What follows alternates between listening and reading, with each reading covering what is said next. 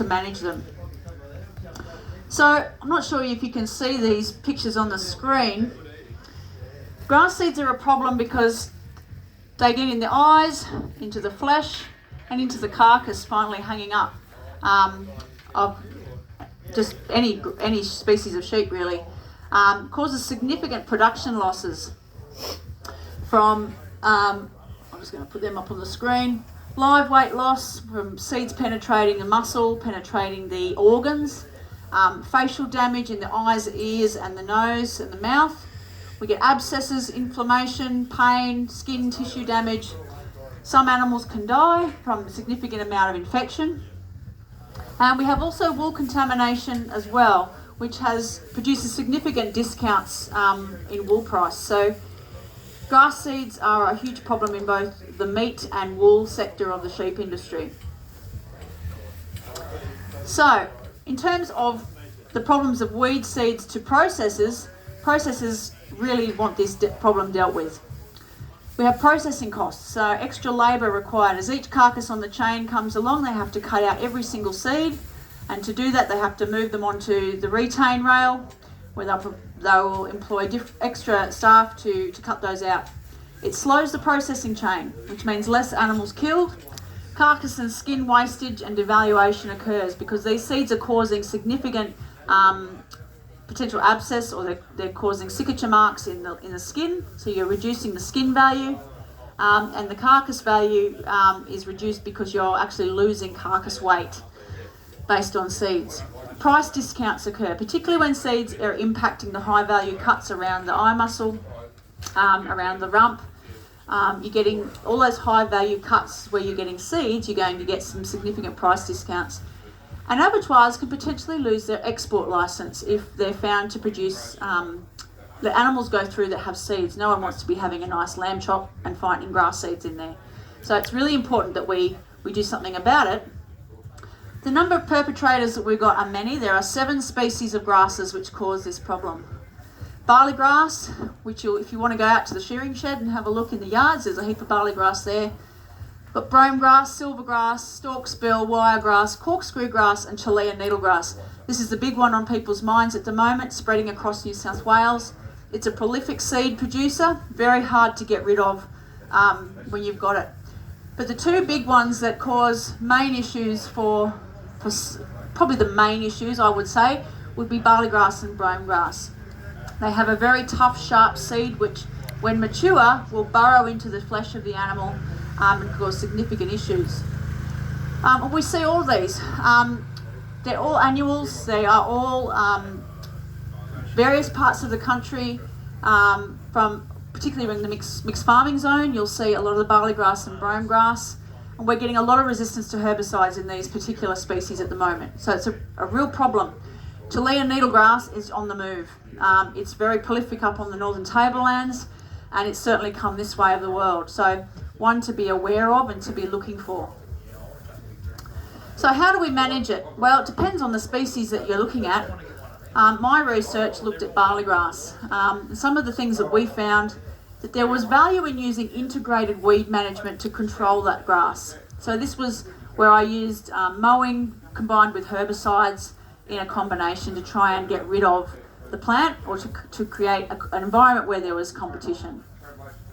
So what we did find out that was when you mowed, or when you cut or slashed those species as the heads had come out at boot stage, that significantly weakened the plant. And then you hit it with a herbicide, an early and a late herbicide, and we were able to knock out seed production pretty smartly. We didn't get rid of it, but we certainly reduced the seed production, and that's the key to controlling some of these annuals.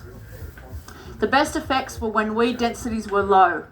So when you've got a small population of the plant and you hit it with integrated management, you can tend to get on top of it pretty quickly in most cases. Annual grasses, they tend to provide us with really good feed early in the season. So when we go in, we see this lovely green pasture. It looks fantastic and we want to graze them. But the problem with some of these annuals is that when we do graze it, it shoots out extra seed heads. And in the spring, we've got barley grass seed heads everywhere infesting these animals, getting into the wool, getting into the flesh.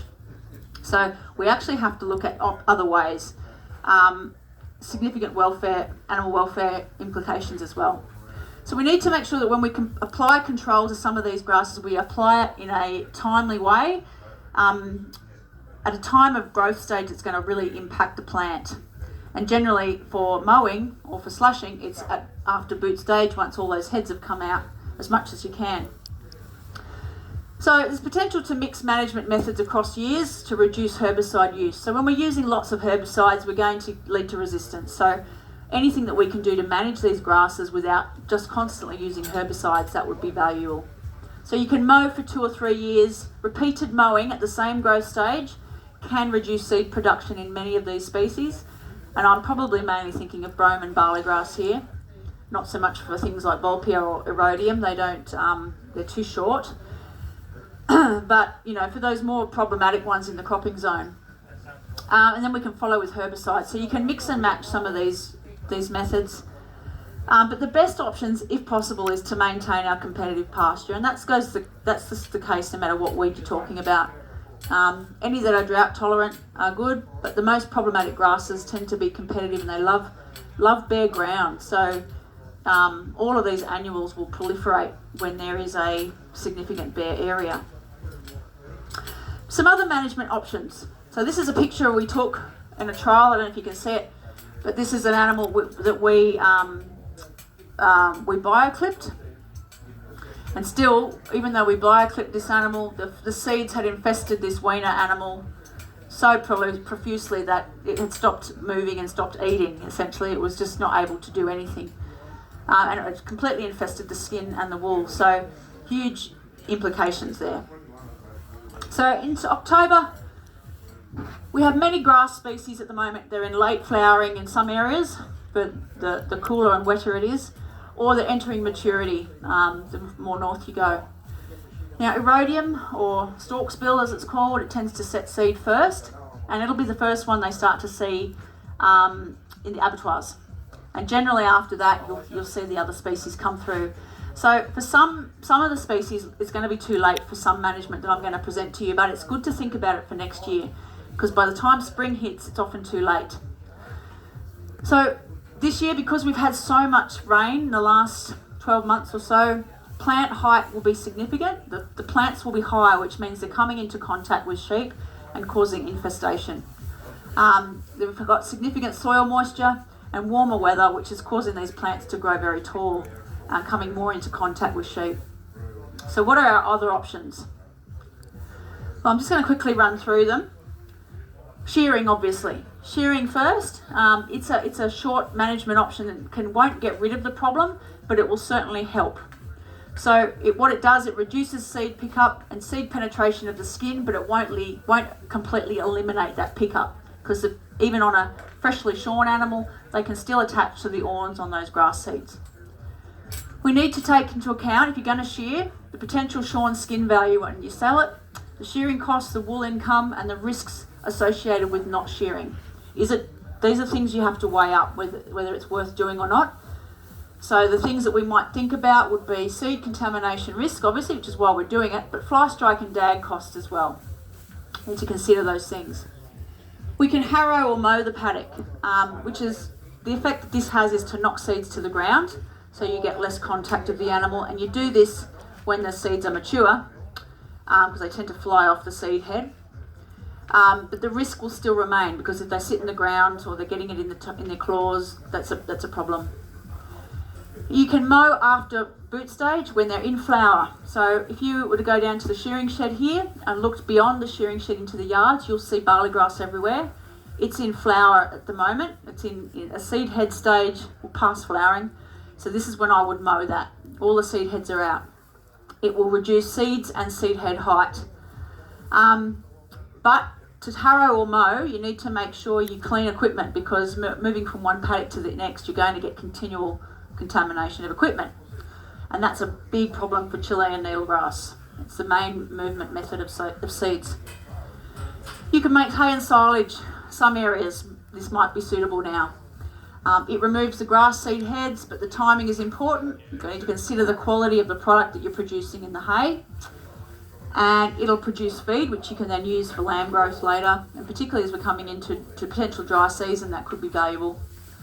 But you need to plan early, look at fertilisers, pest and weed management to be able to make something that's of value.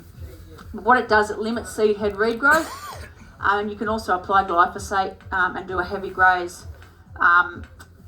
following that as well as an option. Strategic grazing. This tends to manipulate pasture composition and improves ground cover. That's the effect that it has, to encourage perennial growth and reduce seed heads. But it has to be done at the right time. You can heavy graze or slash to reduce that seed set, and what it will do, increase those desirable species. So one thing you can do, maybe for next year, is to lock up a month before seed set, and what that'll do, that'll synchronise growth of the plants. Then at boot stage, you heavy graze. So you're basically doing what a mowing does. And because there's too many sheep on the paddock, they will tend to eat a little bit more than what they would normally select. And you want to get about 800 to 1,000 kilos of dry matter with a high stocking rate. And it'll extend the vegetative phase of that plant, which means you might have more time to put growth on those lambs and sell them before those seed heads regrow. There's confinement and forage crops, and it's a mitigation effect only. It tends to provide a seed-free area to put those lambs in that seedy period. And sometimes the animals will get that extra protein from the seed in some crops. And in dry seasons, that could be an option. But watch for health risks with certain crops. And we need to make sure that gullies and laneways and things have weeds controlled in there too, because they will, certainly when you're moving animals, can pick up seeds that way. Spray grazing. Now this is where you apply a sublethal rate of selective herbicide to increase the palatability of the weeds so the animals will graze it. But you need to know your plant species, what's the good time, the optimal time to apply that. And it also requires suitable conditions and adequate plant nutrition to create competitive, desirable competition. And spray topping. This is another method of spraying grass weeds with a knockdown herbicide to prevent that seed set. But the problem with this is it's got low efficacy. So you get many escapees, plants that are not hit, and they're dropping seeds, and it only takes a few seeds to produce a huge population in the next year. So you might need high rates applied, particularly when there's a lot of different growth in the paddock. It's effective on things like barley grass and brome, a short flowering period, and it increases that even application likelihood, but it won't control all species. And finally, you can look at irrigation if you're in the right area and farm that you've got that ability. Some places can do this where they have, again, providing a seed-free area for lambs to go to. And it extends the time for green feed on offer. That's the key to build that lamb growth before you might sell them. And you might only irrigate your productive pastures because it's not been shown to be overly useful. This is my last slide, just quickly. And then there's some other things we could do to look at more in a more variable term, lengths of time. So you might sell or move lambs prior to seed set. We've sort of talked about that in terms of selling animals or whatever. But you need to undertake a market analysis. If you're going to sell those animals, what's the market doing? What prices are you going to get? Particularly current prices are lower now, so it may not be a good time to do that. Is there an area on the farm you can move them to that will be a mitigation of that risk for now?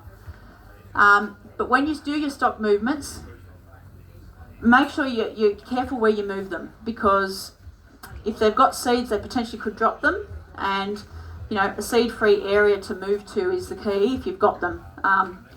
You can also move them in the cool of the morning to reduce the pickup. It tends to drop from the plant a lot slower when it's cooler. You can feedlot the animals, and obviously some people are thinking about doing that now anyway, but may require setup if you've not got that already. Finally, genetics. We can actually select for reduced wool cover around the face, and most farms these days, or most studs are doing that anyway, but particularly if it's a problem in your area around the eyes and around the cheeks, looking for animals that are less prone. But you need to consider the balance of your traits and your breeding objective when you're doing that. The other thing you can select for is high growth and maternal traits. What that does, it creates higher growth lambs, so they're growing faster and able to be turned off before the seeds becoming a problem. But it's a mitigation issue, it's not a fix the problem. Pasture improvement is the best solution, but not all paddocks can be improved. To create a competitive pasture will outcompete these annuals, and that's always the best solution, but you need a good season and you need to be able to have country that can manage that. Some people will change their flock structure or lambing time. It tends to be a band-aid approach and not advised, but these are some of the options that are out there in the literature that can be used to manage grass seeds as a mitigation strategy. Anyway, so that's it. Feel free to ask questions if you have any. Does anyone have any questions? Yeah. So slashing at when it's in the boot stage, or Yep. just out of the boot stage. So short term again, or is that seed unviable when it's chopped off at that stage? Yeah, it's unviable. It's not Right. matured. So once it's come out of the flag leaf and it's out, you'll get variation obviously across the paddock, but as many out as you can. Yeah. You slash it and then you keep slashing it when it's back to that spot. So if you've got a problem paddock, I actually reduced seed production significantly in a trial I did by doing that. But thousands of seeds were reduced. Yeah, you get a late winter, it keeps raining and mild, and the spring just keeps coming back. That's right. Yeah. And when you continue to slash it, it'll get shorter and shorter and Yeah. shorter. But at least at that point, it's less contact with the animal, and you're putting less seed into the seed bank. So you could follow that then with if you're reducing your seeds over time, then you could come in with a herbicide or two and hit it when it's Got smaller. a lot better options now than were 30 years ago. Like going Indeed. with Burdick now, and Yep, Verdict's a good one. Roundup would wipe out everything, and Yep, we actually hardly don't have virtually any yep, barley grass now, That's and that's from in the bigger native country hitting it with verdict yep, and grazing management, Yep. and then on our improved country, Rams run, Coxbrook, get a perennial grass in there, Great. no barley grass. fantastic. Yeah. Yep, perfect solution. That's a really good case study because I used Shogun, proper Quizafop, and it's a group A similar to Verdict. It wiped it out, but it was a lucerne paddock that I used. Oh, but right, yeah. the problem was it came back with capeweed and Vulpia and Yeah, something else everything comes, else. that's right. Yeah. And so you're thinking, well, here's the problem. But we got rid of the barley grass and we were able to go, well, you'd probably, the lucerne stand was poorly established. It was an old stand. So we really need to re-sow that paddock. But And ryegrass is a great competitor. Oh. So even your Wimmera ryegrass out west, you can get your grazing management right, it'll take out all your barley grass. You get it around your tanks and high knobs and that It's- sort of thing, heavy grazing areas, but the ryegrass is just terrific for wiping out the barley grass. it's resistant to herbicides too, but it's at least better than, it doesn't Well, have if the you're a seeds. farmer, but if you're a grazier, I Yeah. love ryegrass. Yeah, that's right. Yeah, that's exactly right. And it doesn't have the seed issue. So, yeah. Any questions? Are these weeds all over New South Wales or everywhere, or Pretty just- much. Well, it- yeah, west of the Great Divide. Yeah. The mixed farming zone's a big one for barley Yeah. and brome grass and Vulpia. So all from the north down into Victoria, into South Australia. Vulpia tends to be higher rainfall country, not always, but you'll see more Vulpia around here than you'll see barley grass. Further higher altitude you go and the more rain, you'll get a different species of barley grass, Leporinum versus Glaucum, but that's just based on some studies I did. Brome's pretty much in the same area as barley grass, so yeah, right through the mixed farming zone is where sheep are in contact with crops, essentially. Makes sense. Yeah. I don't know some of those grasses, but barley grass would be the most prolific out of a lot of them. Yeah. In my area, you don't find barley grass. But up north in Tamworth, North Guyra area, they've got more issues with Chalea needlegrass, Aristida, corkscrew grass and wiregrass. So just depends on which part of the state you're in. But there's no quick fix because it depends on. That'll never be eradicated at all. Yeah, correct. Yeah. I've read a paper that was from 1850 Yeah. on seed contamination. Oh, right. It was one of the early veterinary papers, and I couldn't believe how reported the same issues that we're seeing today. Well, But- look at the Riverina. Yeah. Red country in the Riverina just annihilated some wieners last year. They couldn't get to them with the wet weather. Yes. And